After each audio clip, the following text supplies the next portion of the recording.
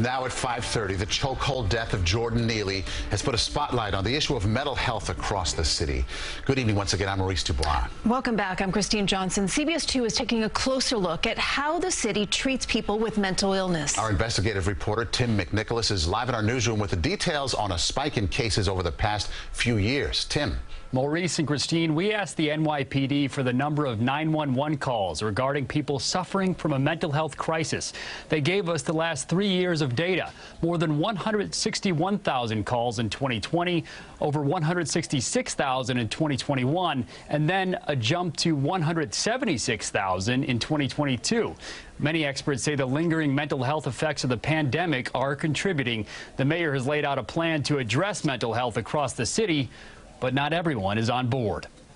Justice for Jordan Neely! Justice for Jordan Neely! From subway protests, someone who's homeless, struggling with mental health, to speeches at City Hall. A New Yorker who struggled with tragedy, trauma, and mental illness. Jordan Neely's death has sparked calls for change in how New York City responds to people in a mental health crisis.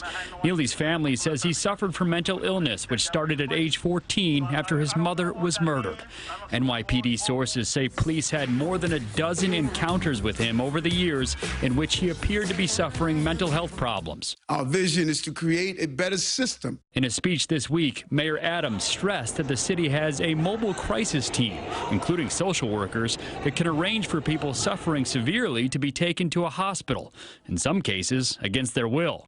If physicians at that hospital find that the person has a mental illness and is dangerous to themselves or others, they have the authority to admit that person and retain them for treatment. But some mental health advocates say that approach can hinder long-term treatment. That coercive nature builds resistance.